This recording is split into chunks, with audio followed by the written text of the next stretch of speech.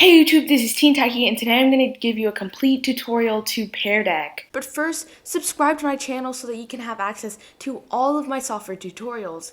And with that, let's get into today's video. So the first thing you have to do is go to your Google browser and then type in Pear Deck.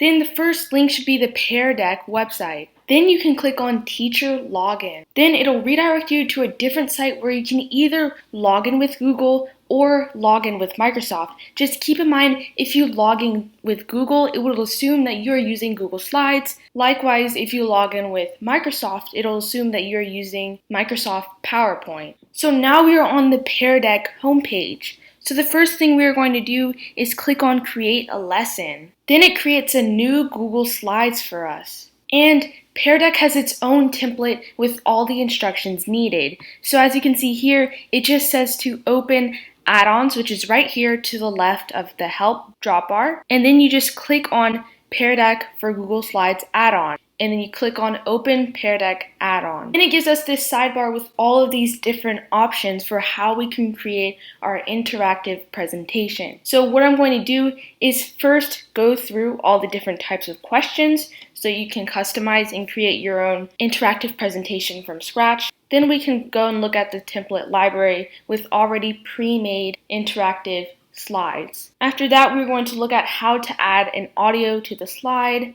And then we will look at how to present in the next video. So make sure to stay tuned for the next video where I show you how to present after you've already created the slide. So I'm going to create a new slide, and the first option is to add a question with a text response. As you can see, I have a slide with an economics theme because that is what I will be centering my interactive slide presentation around. I've actually imported this theme from Slides Carnival, and I want you guys to comment down in the comment section below if I should do a tutorial video on Slides Carnival. So the first thing you have to do is click on text right here. And then it'll give you a preview of how this looks on the student's device and how it looks on the classroom projector. Now we can update the slide. So now you can write in your question anywhere you would like in the slide.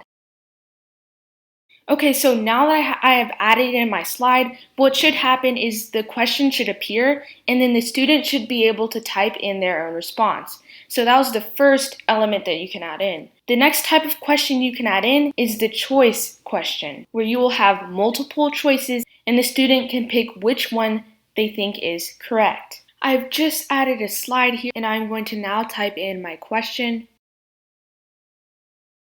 Now I can click on the choice icon. It shows me a preview on the student's device and with the classroom projector. As you can see, both options slightly deviate, as the classroom projector shows more information about how many people picked each choice. After you've clicked next, you can insert the choices into the respective letter. I'm just going to add in some different choices.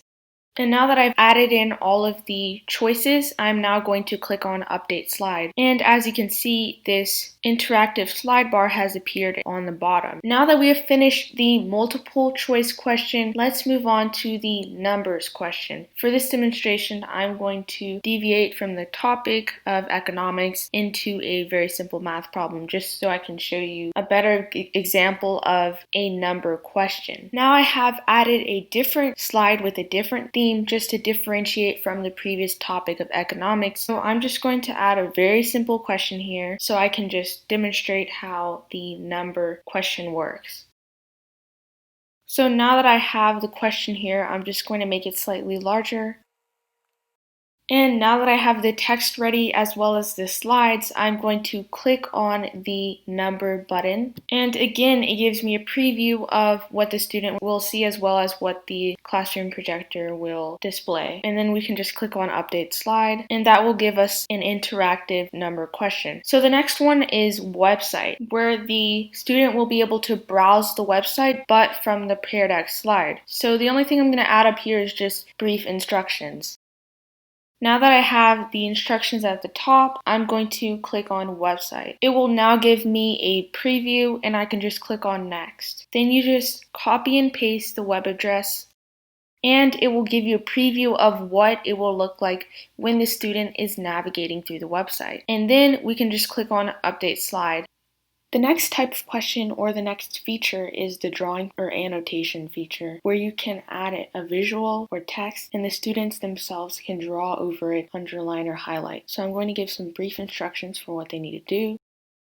And then I'm going to add a visual so that they can annotate over it. Now that I've added the visual and the instructions, I can now click on the draw icon. It will give me a preview with an example of annotated text here, and I'm just going to click on update slide. So now the students can draw anywhere on the slide. Now that we have gone through all of the different types of questions here, we are now going to look at how you can add audio onto a slide. So I'm just going to go with the first slide we made, and we don't really need this Pear Deck template anymore. What you have to do is go to the sidebar here, and under these questions there is a button called Add Audio to Slide. You simply click on that, and then it gives you this visual representation of duration of your recording, and you can click on Record. So I'm just going to do a brief recording. In this slide you will have to enter who the founder of Modern Economics is, as we will be centering the rest of the presentation around. Then you can click on the pause and then save button here, and I can play the actual recording here. In this slide you will have to enter, and then I can click on Add Audio to Slide if this recording met your needs. So I'm just going to re-record it, so I'm just going to click on delete, and then I'm going to click on record,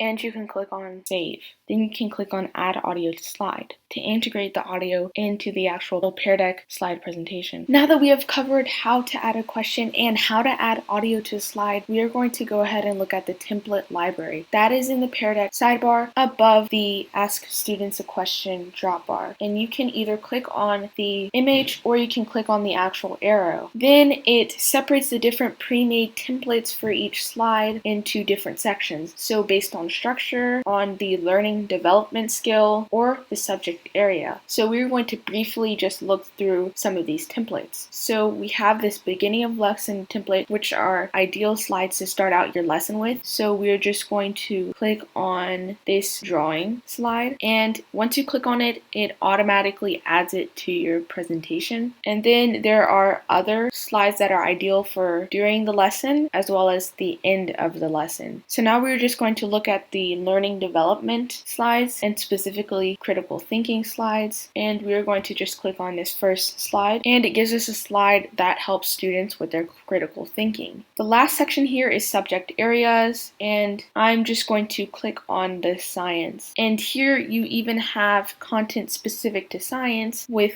the periodic table of elements. And that was essentially a really brief summary of what you can do with the templates, but if you're interested in some of these templates and these pre-made slides, make sure to just scroll through there and pick the template that best suits your lesson. If this video was helpful, make sure to give it a like. Also, if you want more helpful tutorials like this, make sure to subscribe to my channel and turn the notifications on, because I will be posting a new video on how to present this in a live session or asynchronously. Also, comment down in the comment section below if I should do a tutorial on Slides Carnival. Thanks for watching.